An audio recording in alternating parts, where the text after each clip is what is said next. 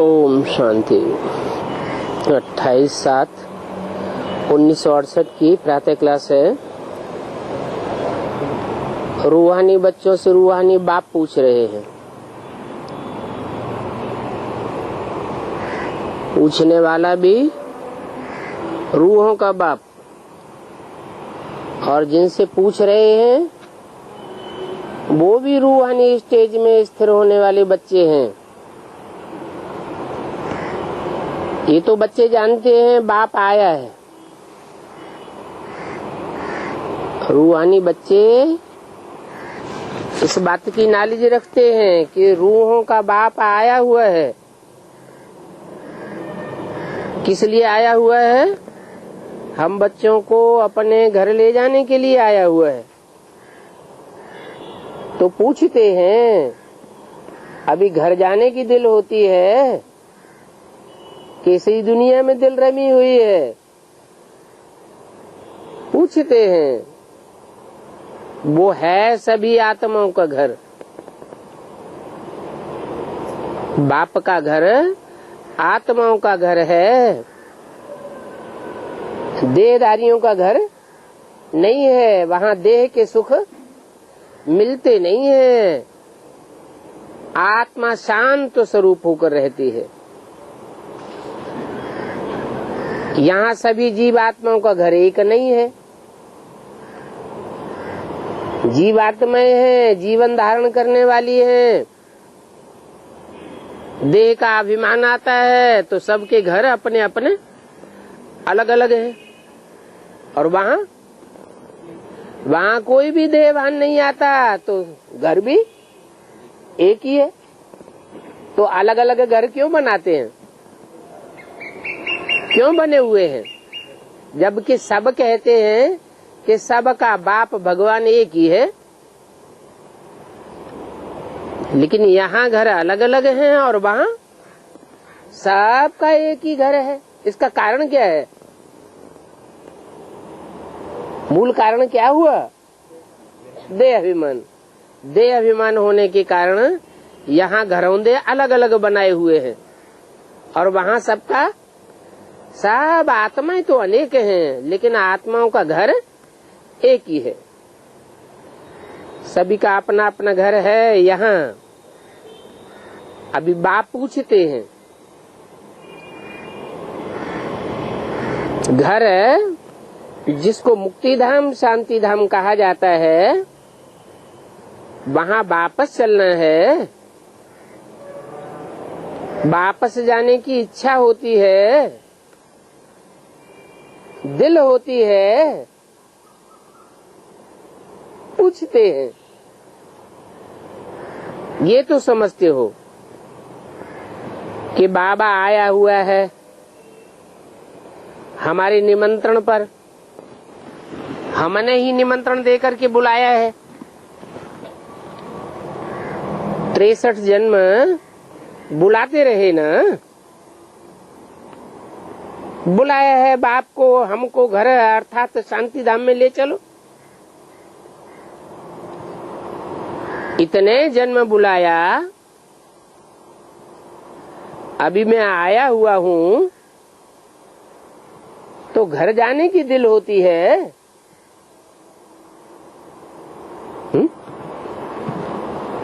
मना अभी पूरी दिल होती नहीं है बच्चों की। इसलिए पूछते हैं एक एक की दिल लेने के लिए कि घर जाने की दिल होती है। इस दुनिया से थक चुके, लगाव टूट गया। अभी बाप कहते हैं अपने दिल से पूछो ये बाप। अच्छा, हमको नहीं बताते, ना बताओ, लेकिन अपने दिल से पूछो कि घर जाने की दिल होती है। हे आत्माएं, तुम तो पतित बन गई हो। पतित बन जाने के कारण नीचे गिर गई हो। तो तो ऊपर उठकर कैसे जाओगी? परम धाम तो ऊंचते ऊंचे है।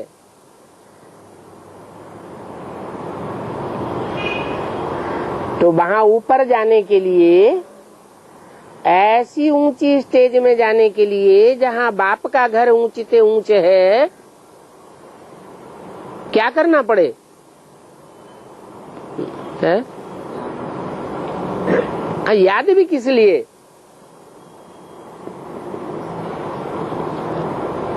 यहाँ आत्मा पतित बन गई है।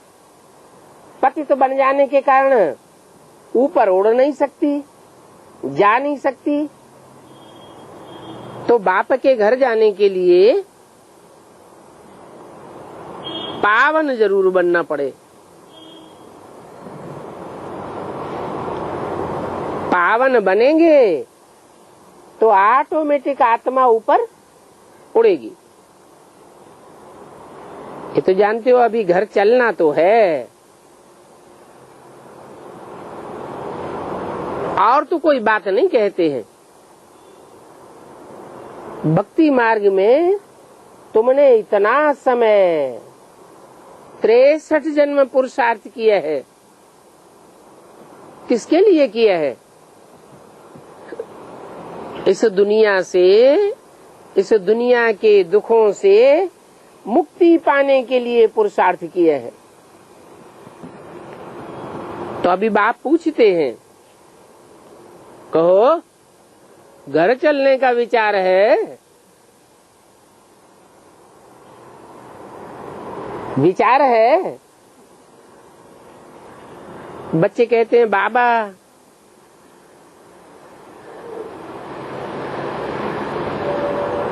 घर चलने के लिए ही तो इतने जन्म से भक्ति की है। ये भी जानते हो, जो भी जीवात्माएं हैं सभी को ले जाना है। ऐसे नहीं कि जो पुरुषार्थ करके पावन बन जावेंगी उनको ही ले जावेंगे।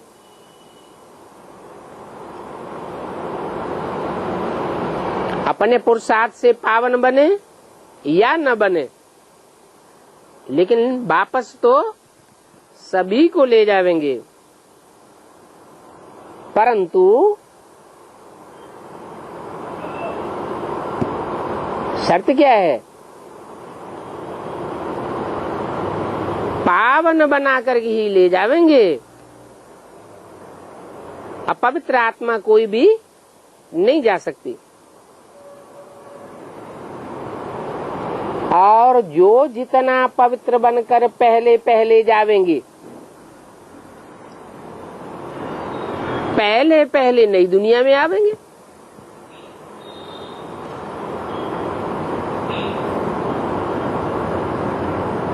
दुनिया की 4 अवस्थाएं तो होंगी ना।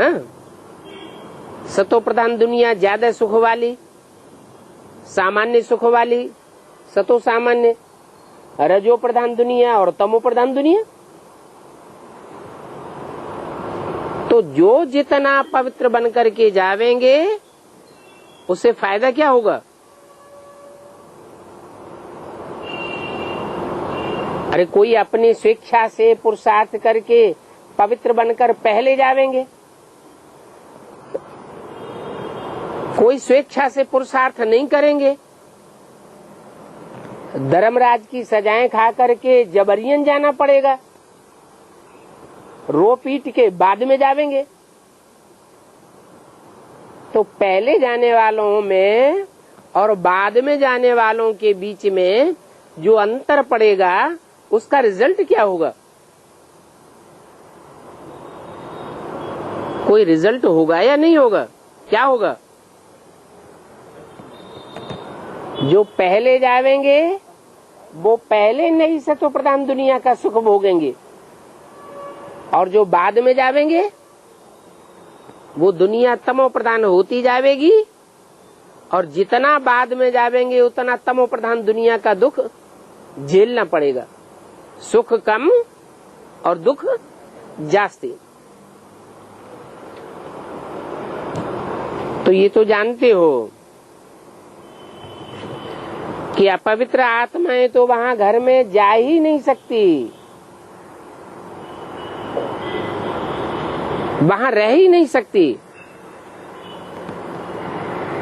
अभी देखो 400-500 करोड़ हैं मनुष्य आत्माएं।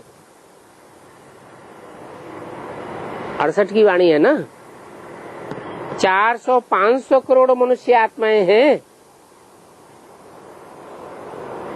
तो सभी को घर तो जरूर जाना है, क्योंकि असल में तो तुम अपने घर के रहने वाले हो। यहाँ तो तुमने ये नकली रूप धारण किए हैं थोड़े समय के लिए। असली तुम्हारा जो घर है वो तो शांति धाम है, उसको वानप्रस्थ कहा जाता है। वहां कोई भी प्रकार की तुम्हारे द्वारा वाणी नहीं चलती है, वाणी से परे स्टेज में तुम रहते हो। परंतु वहां वाणी से परे की स्टेज में जाने के लिए आत्माओं को पावन बन करके ही जाना पड़ता है। बस है कितनी सहज बात। वो है पावन शांति धाम आत्माओं का, उसे कहते हैं शांति धाम। फिर वो है पावन सुख धाम,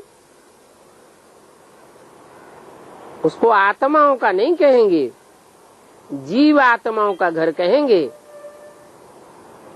क्या? जीव आत्माओं के दो ठिकाने हैं, या तो सुखधाम और या तो दुखधाम। ये पतित दुखधाम है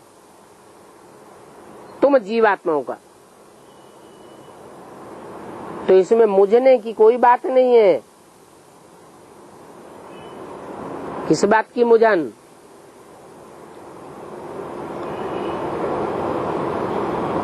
मुझन किस बात की? कि हम जीवात्माएं इस दुनिया में जब आते हैं तो कभी सुख और कभी दुख, ऐसा क्यों हो जाता है? क्यों हो जाता है?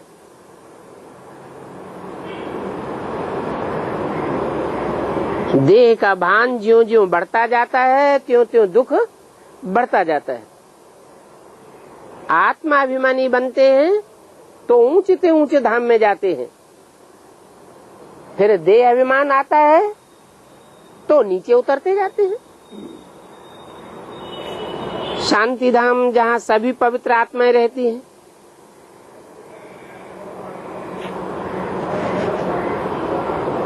सुखधाम में सभी पवित्र आत्माएं नहीं रहती हैं। क्यों?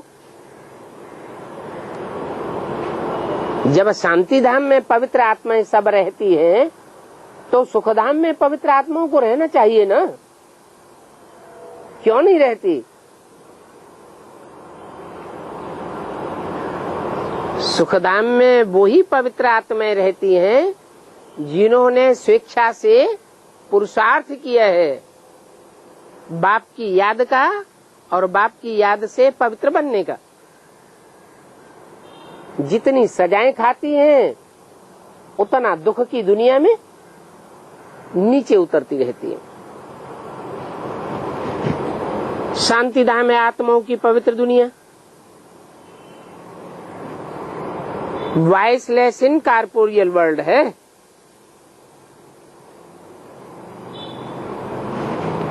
विकारों का नाम निशान नहीं, क्योंकि निराकार है। देह का कोई आकार है ही नहीं, और ये है पुरानी दुनिया सभी जीवात्माओं की।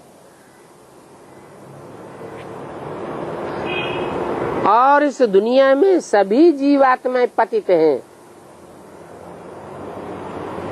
अभी बाप आए हैं, आत्माओं को पावन बना करके पावन दुनिया शांति धाम में सभी को ले जावेंगे। इस बात में कोई भी प्रकार का विचार नहीं करना है, बुद्धि में समझना है कि हम आत्माओं का बाप आया हुआ है।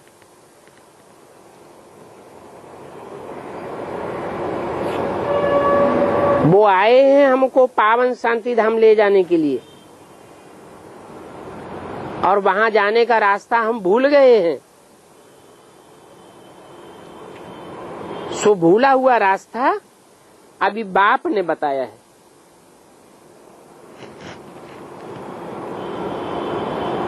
और हर कल्प आकर के ऐसे ही कहता हूं, हे बच्चों, मुझे अपने बाप को याद करो।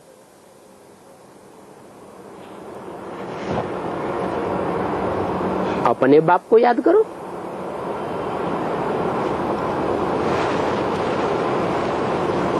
आत्माओं का कोई पराया बाप भी है?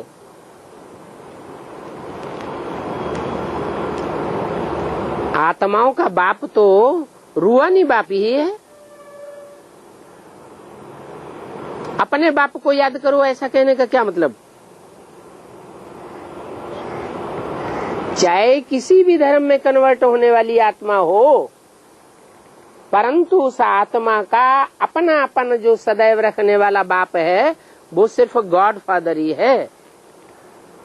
इब्राहिम, बुद्ध, क्राइस्ट, गुरु नानक को भले बाप बनाते हैं, परंतु उनमें वो अपनापन नहीं है जो गॉड फादर में है।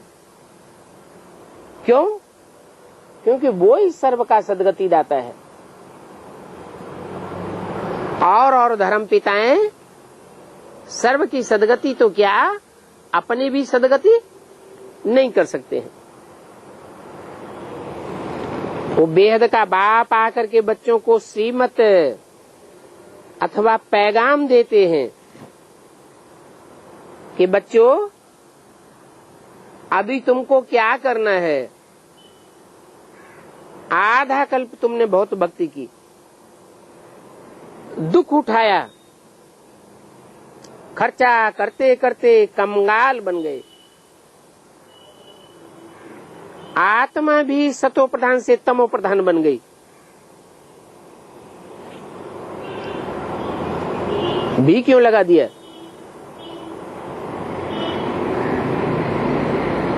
आत्मा भी तमो प्रधान बन गई तो ये शरीर भी तुम्हारा तमो प्रधान बन गया। बस ये थोड़ी सी बात तुम्हारे समझने की है।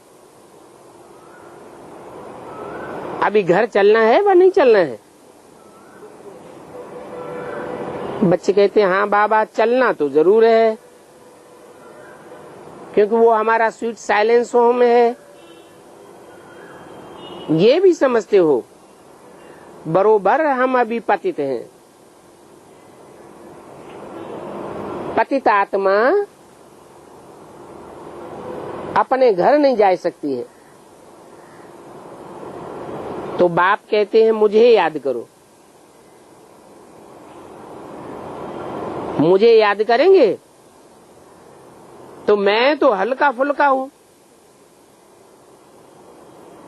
मेरी याद से तुम्हारे अंदर भी हल्कापन आ जाएगा, पापों का बोझा कट जाएगा। कल्प कल्प आकर के तुमको यही पैगाम देता हूं कि बुद्धि से मुझे याद करो तो तुम्हारे पापों का बोझा घटती हो जाएगा। परंतु इसके लिए अपन को पहले पहले आत्मा समझो। देह भान में रहते रहते, देह के सुख भोगते भोगते आत्मा भारी हो गई। अपन को देह समझने लग पड़ी, परंतु ये देह तो खलास हो जानी है। कब? ये देह या देह भान कब खलास होगा? जब हम आत्मिक स्थिति की प्रैक्टिस करते करते आत्मा इस देह से डिटैच हो जाएगी। अभी 63 जन्म से अटैचमेंट हो गया, बाकी आत्माओं को वापस जाना है। आत्माएं वहां शरीर रूपी वस्त्र साथ नहीं ले जाती हैं, उनको कहते हैं निराकारी दुनिया। सभी निराकारी आत्माएं वहां रहती हैं, क्योंकि वो हम आत्माओं का घर है और निराकार बाप भी वहां रहते हैं।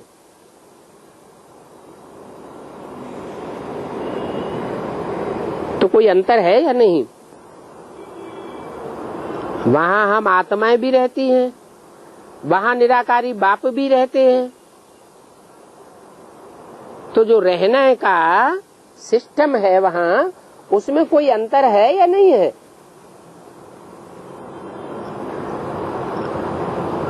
कोई अंतर नहीं। सबकी स्टेज एक जैसी होगी क्या? क्यों?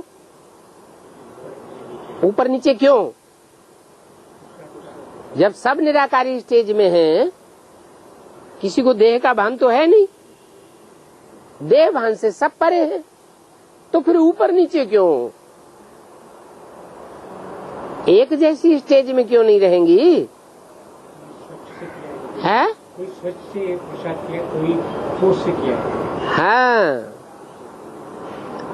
कोई आत्माएं देह ध्यान को त्यागने में बहुत एक्सपर्ट तीखी है, और कोई देह भान को त्यागने में धीमी गति से पुरुषार्थ करने वाली है। तो सुप्रीम सोल, उसमें तो देह भान कभी आता ही नहीं, वो तो सबसे पहले जाता है, और जिसमें प्रवेश करता है उसको भी आप समान बना लेता है। तो वो तो नीचे रहने वाले नहीं है। फिर बाकी जो भी आत्माएं हैं वो नंबरवार पुरुषार्थ अनुसार, जो जितना देह भान को त्यागने में जितना अलर्ट रहती हैं, बाप की श्रीमत को फॉलो करती हैं, उतना उतना उनका वहां स्टेज ऊंची रहती है। ऊंची रहने का मतलब क्या हुआ? ऊंची रहने का मतलब वहां ऊंचा नीचा कुछ नहीं है। पृथ्वी गोल है, गोल पृथ्वी के ऊपर वायुमंडल है, चारों तरफ वायुमंडल के ऊपर स्पेस है, स्पेस से परे परमधाम है। तो कोई ऊपर नीचे की बात है क्या? चारों तरफ तो परमधाम है, चारों ओर तो स्पेस है, चारों ओर तो पृथ्वी के वायुमंडल है। तो ऊपर नीचे वो कहे, ऊपर नीचे की बात नहीं है, परे रहने की बात है। जो आत्माएं जितना देह भान को त्यागने का तीव्र पुरुषार्थ कर लेती हैं या अभ्यासी हो जाती हैं, वो पृथ्वी अर्थात 5 तत्वों के वायुमंडल से अपने को उतना ही दूर ले जाती है। और जो जितना दूर ले जाती है उतना ही सृष्टि पर आकर के सुख भोगने की अधिकारी बन जाती है। जैसे पशु पक्षी हैं, वो पुरुषार्थ करेंगे उतना जितना मनुष्य पुरुषार्थ करेगा निराकारी स्टेज में रहने का? नहीं करेगा। जानवर हैं, उनमें इतनी बुद्धि नहीं है ज्ञान को समझने की, वो निराकारी बनने का उतना अभ्यास करेंगे ही नहीं। ऐसे ही ये पेड़ पौधे हैं, पेड़ पौधे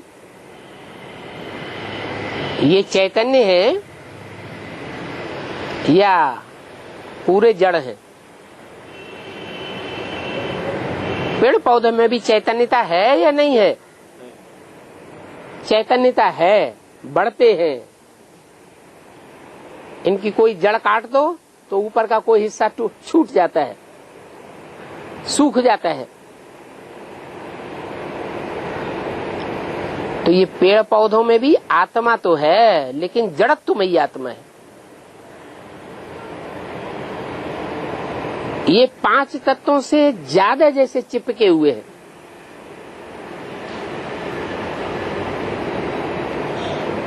तो जो भी आत्माएं हैं, चाहे वो जड़त्वमयी हो और चाहे वो पूरी चैतन्य हो, उनकी चित्त शक्ति जो है वो परमात्मा बाप से जितना ज्यादा अटैचमेंट होगा उतनी ज्यादा चैतन्य बनती है। और जो जितनी ज्यादा चैतन्य बनती है आत्मा, वो उतनी ही पृथ्वी के 5 तत्वों के वायुमंडल से परे रहती है। और जो जितनी अटैचमेंट में रही है यहाँ, वो उतनी पृथ्वी के वायुमंडल से ऊपर नहीं जा सकेगी, परे नहीं जा सकेगी। तो बोला निराकारी आत्माएं निराकारी दुनिया में वापस तो जाती हैं, परंतु नंबरवार स्टेज धारण करती हैं। बाप आते हैं इस साकारी दुनिया में सबसे पिछाड़ी में, क्योंकि उनको सभी को वापस ले जाना है। एक भी पतित आत्मा इस दुनिया में रह नहीं सकती है।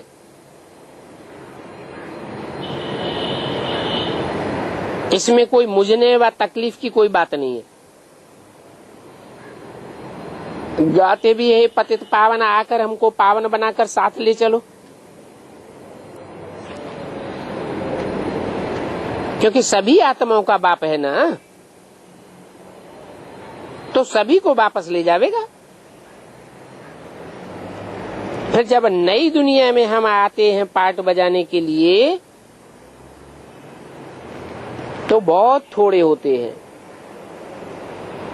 जैसे जैसे दुनिया पुरानी होती जाती है, आत्माओं की संख्या भी बढ़ती जाती है।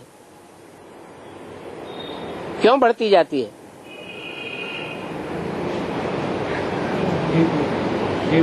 हाँ, कुछ आत्माएं हैं ऐसी जो देवभान को तीव्रता से पकड़ती हैं। कुछ आत्माएं हैं देवभान को धीमी धीमी गति से पकड़ती हैं। भले देवभान की दुनिया में आती तो हैं, पार्ट तो बजाती हैं, परंतु सबका मादा अपना अपना अलग अलग है। तो बोला कि नई दुनिया में जब हम आत्माएं आती हैं तो बहुत थोड़े होते हैं। माना नई दुनिया का सुख भोगने वाली आत्माओं की संख्या बहुत कम है। बाकी इतने करोड़ आत्माएं जो अभी इस दुनिया में हैं, वो कहाँ रहेंगी?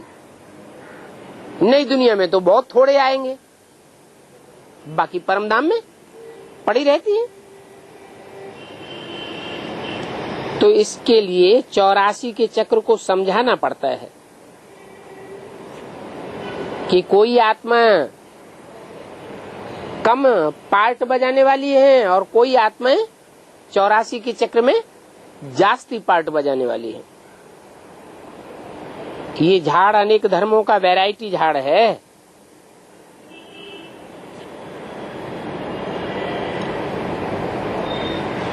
धर्म भी नंबरवार हैं। कोई सतो प्रधान स्टेज में आते हैं, कोई सतो सामान्य स्टेज में आते हैं, कोई रजो प्रधान स्टेज में आते हैं, कोई तमो प्रधान स्टेज में आते हैं। जो सतो प्रधान स्टेज में आने वाली आत्माएं हैं, वो सतो प्रधान धर्म कहा जाएगा। आती तो सब हैं, हर धर्म की आत्माएं इस षष्टि रूपी वृक्ष में आकर पाठ बजाती हैं। उसको कल्प वृक्ष कहा जाता है। उनकी पूरी आयु 5000 वर्ष है। और ये 5000 वर्ष का हिसाब भी बाप ने बताया है। और कोई भी विचारक, कोई भी धर्मपिता, कोई भी महात्मा गुरु ये बात बता ही नहीं सका कि ये दुनिया की आयु कितनी है। शास्त्रों में तो लिख दिया लाखों वर्ष। बाप कहते हैं ये तो हो ही नहीं सकता। इसका पक्का प्रूफ ये है कि आदमी के ऊपर जब दुख पड़ता है तब वो एक एक दिन गिनना शुरू करता है। दुख का टाइम गिनती में आ जाता है और सुख का टाइम अलबेलेपन में चला जाता है, कोई दिन गिनता ही नहीं। इससे साबित होता है कि हिस्ट्री जो 2500 साल की मिल रही है,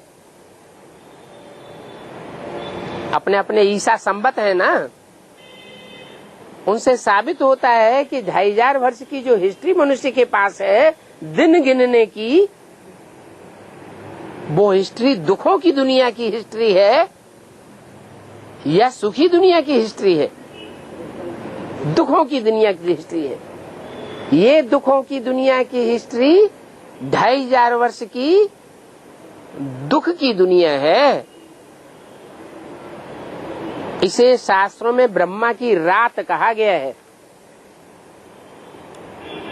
अंधकार है, सुजरा नहीं है। आत्मा चैतन्य स्टेज में नहीं रहती है, आत्मा देह भान में आ जाती है, अंधकार में लिप्त हो जाती है, इसलिए दुख भासता है। अंधा आदमी होगा, ठोकरें कम खाएगा, ज्यादा खाएगा?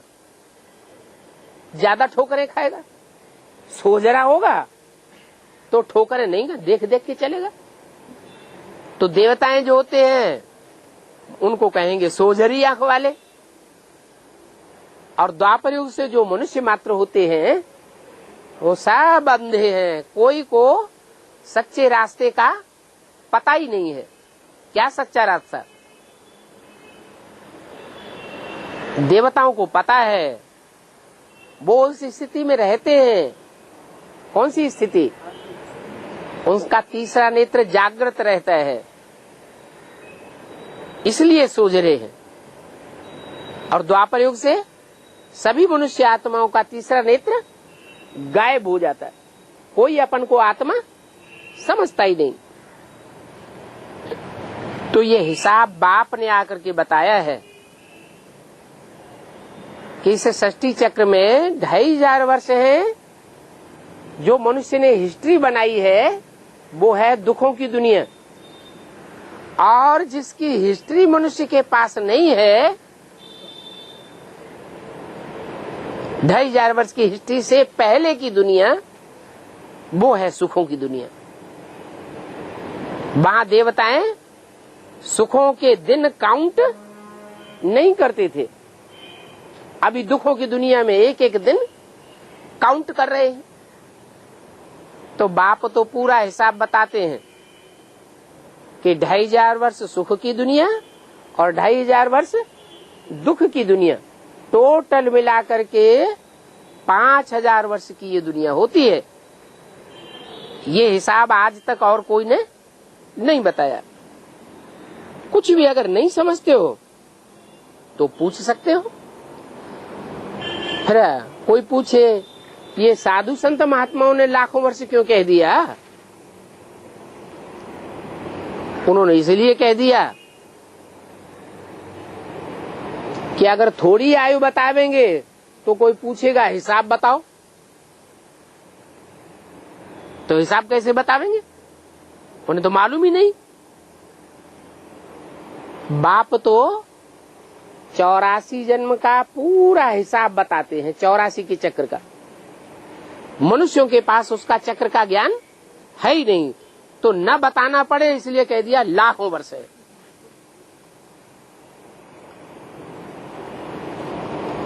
तो बाप कहते हैं कुछ नहीं समझते हो तो बल पूछो। बाबा हर 5000 वर्ष बाद आते हैं। कोई कहे हम ये बात कैसे माने कि बाबा 5000 वर्ष के बाद आते हैं? तो षष्ठी का ड्यूरेशन तो समझ में आ गया ना। जैसे 12 घंटे का दिन होता है तो 12 घंटे की रात भी होती है।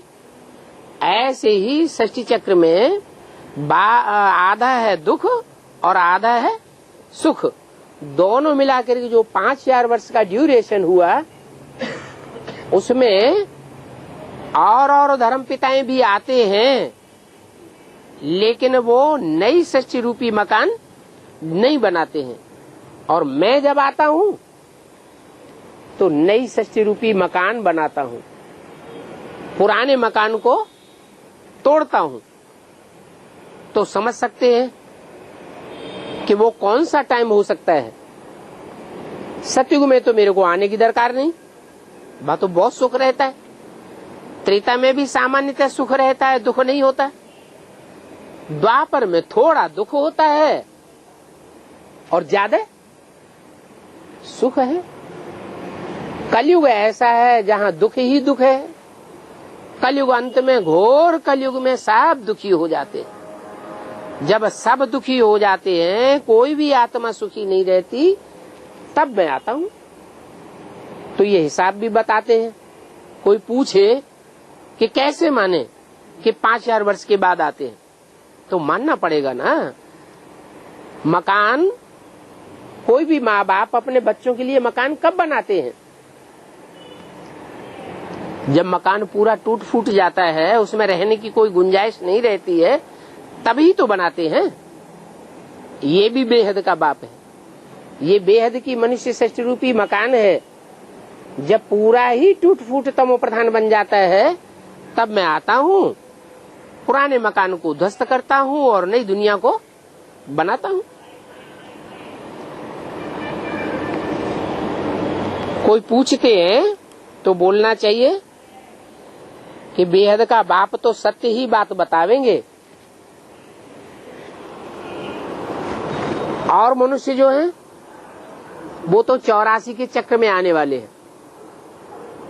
जन्म मरण के चक्र में आने के कारण वो पूर्व जन्म की बातों को भूल जाते हैं। और बेहद का बाप तो जन्म मरण के चक्र से न्यारा है, इसलिए उसकी बुद्धि में तो, आत्मा में तो सारा चक्र का ज्ञान भरा हुआ है। वो तो सत्य बात ही बतलावेगा। और वो इस षष्ठी पर आकर के सुख अथवा दुख भोगता भी नहीं है। कोई भी प्रकार का उनको स्वार्थ भी नहीं है। स्वार्थ किसको होता है? स्वार्थ उनको होता है जिनको अपना रथ होता है। जो आत्माएं रथ में बंधी हुई हैं, उनको स्वार्थ हो सकता है। देवताओं को भी स्वार्थ हो सकता है, मनुष्यों को भी स्वार्थ हो सकता है, धर्म पिताओं को भी स्वार्थ हो सकता है। जानवर पशु पक्षी तो स्वार्थी होते ही हैं, सब स्वार्थी हैं। एक बाप ही ऐसा है जो जन्म मरण के चक्र में न आने के कारण स्वार्थ ही नहीं है, इसलिए उसको झूठ बोलने की दरकार नहीं है। झूठ कौन बोलते हैं?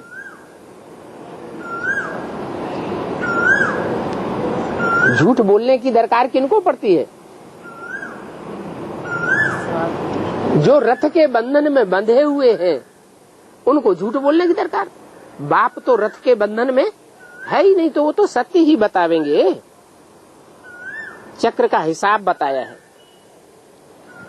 1250 वर्ष का एक युग होता है।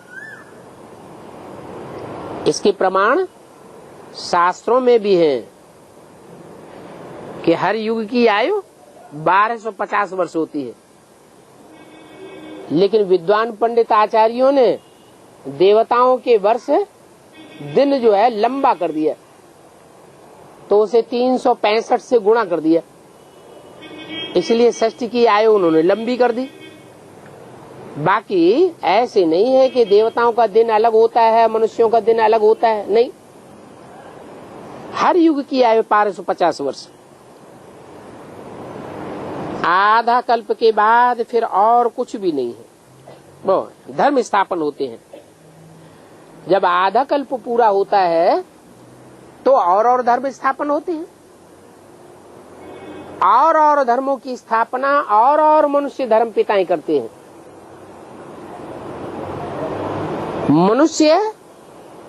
भूलें करने वाला होता है। देवताओं से भूलें नहीं होती हैं, और भगवान से तो भूल होने का सवाल है ही नहीं। तो मनुष्यों के द्वारा जो स्थापन किए हुए धर्म हैं वो अधूरे धर्म हैं, उनमें संपूर्ण सुख नहीं मिल सकता। तो और धर्म और एक सद्धर्म, इनका भी हिसाब चाहिए। मनुष्य तो सृष्टि को लाखों वर्ष कह देते हैं, समझ तो है नहीं, उल्टी सुल्टी बातें बुद्धि में बिठाए देते हैं और ही पत्थर बुद्धि बनाए देते। बाबा आकर के पत्थर बुद्धि से पारस बुद्धि बनाते हैं। इसमें भक्ति मार्ग की कोई भी वेद शास्त्र आदि की दरकार नहीं है। 28 जुलाई 68 की वाणी का दूसरा पेज। भक्ति मार्ग में भी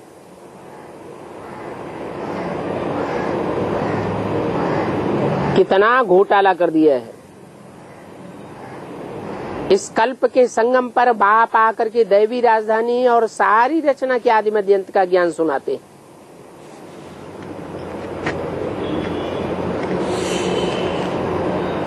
आते हैं, ज्ञान भी सुनाते हैं और फिर राजधानी भी नई दुनिया की स्थापन करके जाते हैं।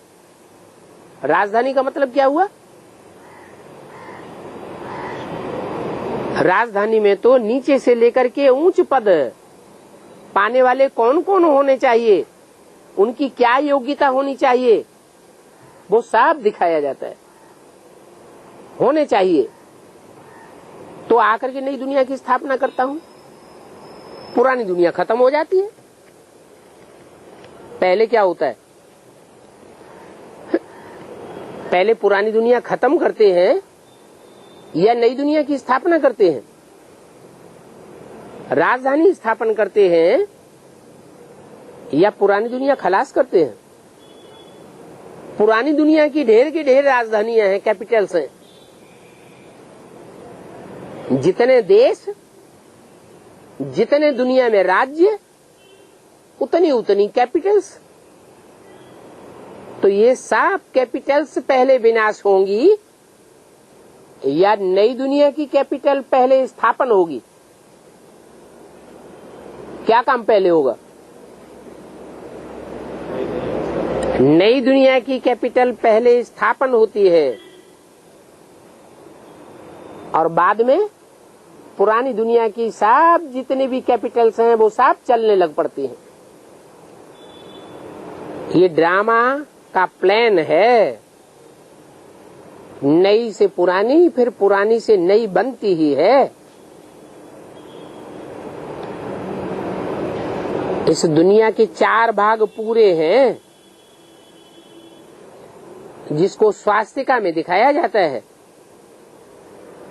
परंतु समझते कुछ भी नहीं है। स्वास्तिका बनाए करके कह देते हैं गणेशाय नमः, अर्थ कुछ भी नहीं।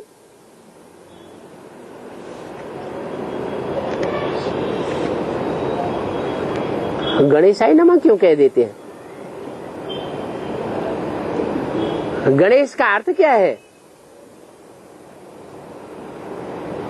गण का अर्थ है देवगण, देवताओं का समूह, और ईश का अर्थ है उनका स्वामी। तो देवताओं का स्वामी कौन है?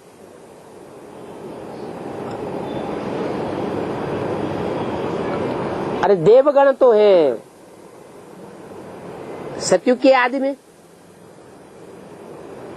वहां ब्राह्मण है या देवगण ही है? हैं? वहां तो देवगण है। उन देवगणों का ईश्वर कौन है, स्वामी कौन है? हैं? नारायण, नर से नारायण। अरे देवताओं का जो अधिपति होगा वो तो देवता ही होगा या भगवान होगा या राक्षस होगा? देवता ही होगा।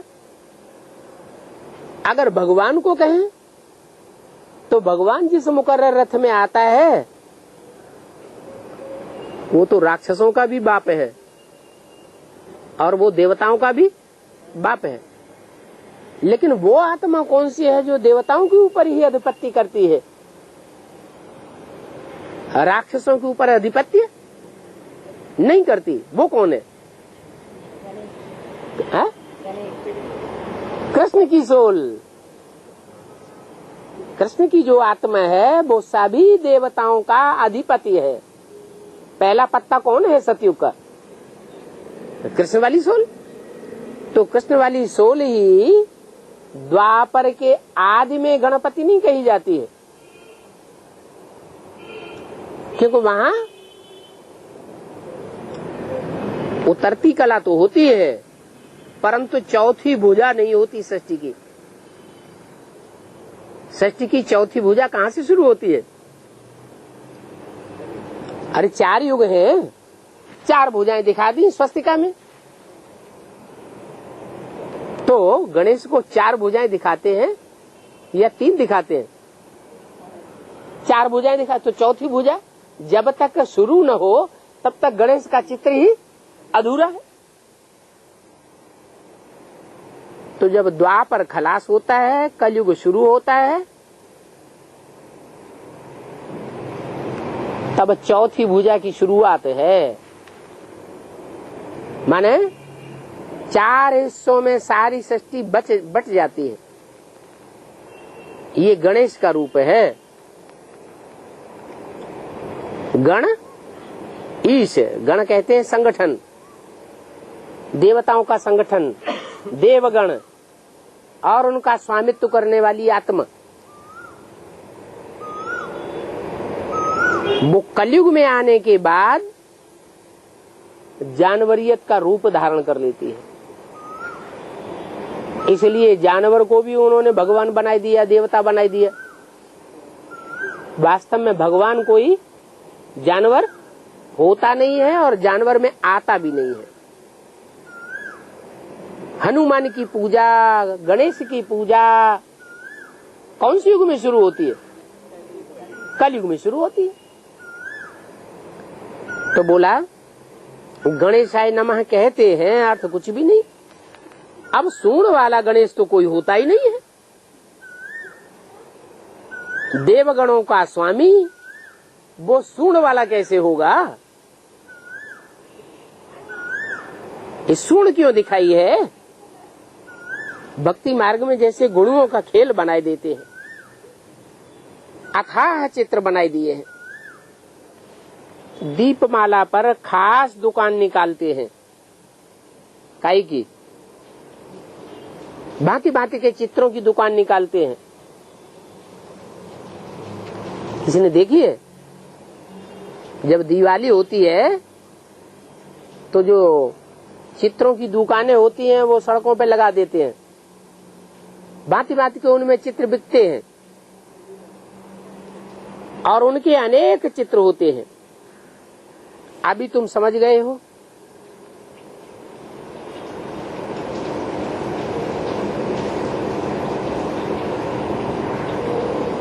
कि वास्तव में एक ही चित्र होना चाहिए शिव बाबा का। अनेक चित्रों में बुद्धि जाने से व्यभिचारी बुद्धि बन जाते हैं। एक को याद करेंगे तो अब व्यभिचारी याद होगी, अनेकों को याद करेंगे तो व्यभिचारी बुद्धि बन जाएगी। तो तुम समझ गए हो, एक है शिव बाबा और हम सब हैं उनके बच्चे। फिर यहाँ आओ इस सृष्टि में। ये तो परम धाम की बात, शांति धाम की बात बता दी। एक शिव बाबा और दूसरा हम बच्चे। परम धाम में शिव बाबा होता है क्या? है? शिव बाबा होता है कि शिव बाप होता है? है? शिव बाप होता है तो फिर शिव बाबा क्यों? अरे मनुष्य सृष्टि में भी परम धाम की स्टेज बनती है। वहां जो भी आत्माएं हैं वो सब संगठित रूप से आत्म की स्थिति में रहने वाली होती है। भले देह भी होती है, लेकिन देह में होते हुए भी डिटैच स्टेज में रहने वाली आत्मा है। तो वो हो गया बाप का घर, जहां आत्माएं आत्मिक स्टेज में रहती हैं। तुम बच्चे और बाप। फिर यहां आओ। यहां माने कहां? इस साकार सृष्टि में आओ तो लक्ष्मी नारायण का राज्य पहले पहले, फिर राम सीता का राज्य। बस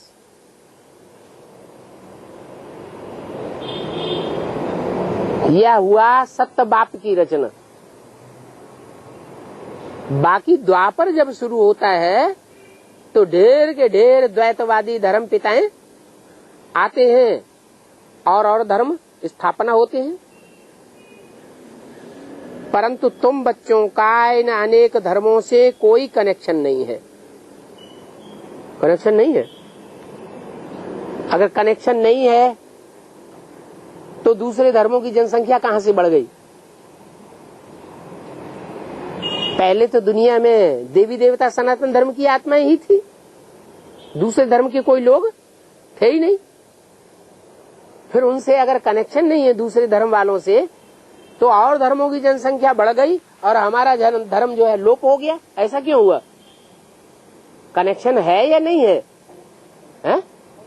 कनेक्शन है, लेकिन जो बाप के सौतेले बच्चे हैं, मातेले बच्चे नहीं हैं। आधी बातें बाप की मानते हैं और आधी बातें और धर्म पिताओं की मान लेते हैं। आज बाप के बनते हैं और कल औरों के बन जाते हैं। इस तरह के जो भारतवासी बच्चे हैं वो और धर्मों में कन्वर्ट होकर के दूसरे धर्मों की संख्या बढ़ाए देते हैं और भारतवासियों की संख्या कम हो जाती है। तो तुम बच्चों का और धर्मों से कनेक्शन नहीं है, इस बात का क्या मतलब हुआ? कि तुम बच्चे जो और धर्मों में कन्वर्ट नहीं होते हो, जिनका प्रभाव औरों पर पड़ता है, लेकिन औरों के प्रभाव को जो कभी स्वीकार नहीं करते, जो एक बाप के प्रभाव में रहते हैं। झाड़ के 3 हिस्से हैं ना, एक तो नीचे से ऊपर तक गया, न इधर गया न इधर गया। दूसरा है इधर चले गए। दूसरे तीसरे हैं जो बाईं ओर चले गए। तो कोई बच्चे ऐसे भी तो हैं जो आदि से अंत तक अपने धर्म के पक्के रहते हैं। उन बच्चों के लिए कहा कि तुम बच्चे जो, तुम्हारी शिफ्ट ऐसी है कि तुम अपने धर्म के पक्के बनकर के रहते हो। तुम्हारा और धर्मों से कनेक्शन नहीं होता है। और धर्म तो अपने अपने टाइम पर आते हैं, फिर सभी को वापस भी जाना है। जब सृष्टि का अंत काल होगा, महाविनाश का टाइम होगा, तो और सब धर्म वापस चले जाएंगे और तुम्हारा सद्धर्म फिर भी बना रहेगा। तुम बच्चों को अभी घर जाना है। पहले पहले ये सारी दुनिया विनाश होती है, तो जो विनाशी दुनिया है उसमें दिल क्या लगाना, इस दुनिया में क्या रहना। इस दुनिया में दिल लगती नहीं है। तुमको दिल लगानी है एक मासूक बाप के साथ। वो कहते हैं मुझे एक के साथ दिल लगाओ, तो उसका रिजल्ट क्या होगा? है? एक के साथ दिल लगाओगे तो क्या रिजल्ट होगा? और एक के साथ दिल न लगा के औरों के साथ दिल लगी तो उसका रिजल्ट क्या होगा? मुझे एक के साथ दिल लगावेंगे तो तुम जल्दी पावन बन जावेंगे, और बीच बीच में माया आकर्षित करती रही और औरों के साथ दिल लगाते रहे तो पहले पावन बनेंगे या बाद में पावन बनेंगे? बाद में पावन बनेंगे तो बाद वाली दुख की दुनिया में आना पड़ेगा। तो कहते हैं मुझे एक के साथ दिल लगाओ तो पावन बनेंगे। अभी बहुत गई थोड़ी रही, क्या पुरुषार्थ करने की जो ये ब्राह्मणत्व की जिंदगी है वो बहुत पास हो चुकी। अभी थोड़ी सी ब्राह्मणों की दुनिया, ब्राह्मणों की जिंदगी बची हुई है। अब इसे सफल करना है। टाइम तो जाता रहता है। 8 वर्ष से फिर 7 वर्ष, फिर 6 वर्ष, फिर 5 वर्ष कहेंगे। 68 की वाणी है ना। योग में न रहे होंगे तो फिर बहुत पछतावेंगे। क्या मतलब हुआ? 8 वर्ष से 7 वर्ष, 7 वर्ष से 6, फिर 5 वर्ष कहेंगे। ऐसे करते करते सारा टाइम पूरा हो जाएगा 8 वर्ष का। कब? 76 में, 76 में। 76 में जब ये पूरा टाइम पूरा पास हो जाएगा तो बहुत गई थोड़ी रही, थोड़ी की भी थोड़ी रही, तो सब खत्म हो गया क्या?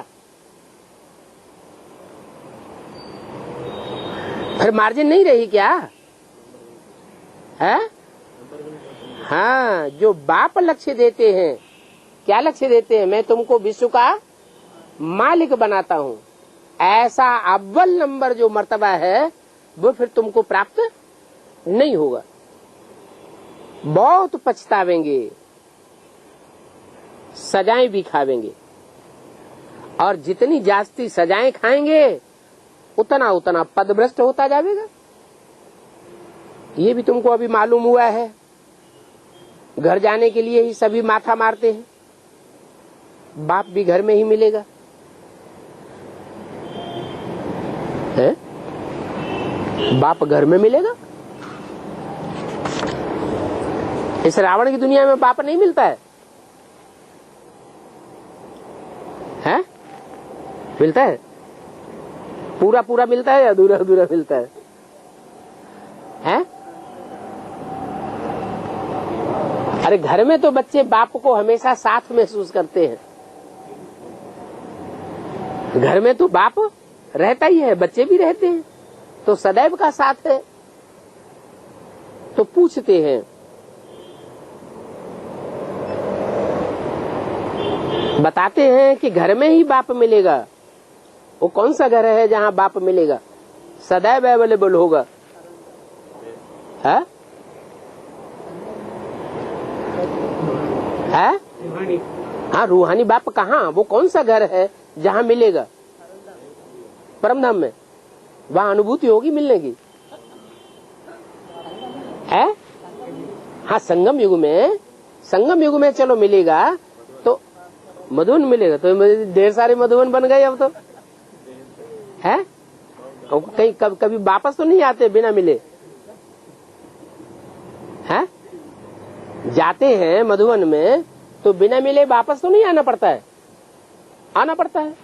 इसका मतलब इसकी बात नहीं कही कि बेहद का परम धाम जो तुम बच्चे इस सृष्टि पर बनावेंगे उसकी बात है कि वहां सदैव तुमको बाप अवेलेबल होगा, मिलेगा। घर में ही बाप मिलेगा। सतयुग में तो नहीं मिलेगा। सतयुग त्रेता में बाप मिलेगा। राम कृष्ण वाली आत्माएं मिलेंगी लेकिन आत्माओं का बाप नहीं मिलेगा। मुक्ति धाम जाने के लिए मनुष्य कितना मेहनत करते हैं, उनको कहा जाता है भक्ति मार्ग। बाप समझाते हैं, अभी भक्ति मार्ग खलास होता है, ड्रामा अनुसार खलास होता है। अभी मैं तुमको घर ले जाने के लिए आया हुआ हूं और जरूर ले जाऊंगा। क्या? कोई कहे पता नहीं ले जाएंगे कि नहीं ले जाएंगे, तो कहते नहीं, जरूर ले जाऊंगा, छोड़ूंगा एक को भी नहीं। हाँ, जितना जो पावन बनेंगे स्वेच्छा पूर्वक अपने पुरुषार्थ के अनुसार जितना जो पावन बनेंगे उतना ऊंच पद पावेंगे। इसमें मुझने की बात नहीं है। क्या ये स्वेच्छा का सौदा है? अच्छा, स्वेच्छा से नहीं बनेंगे पावन, तब क्या होगा? है धर्मराज के डंडे खा के बनेंगे। तो एक तो डंडे भी खाने पड़े और दूसरे पद भी नीचे हो जाएगा। ओम शांति।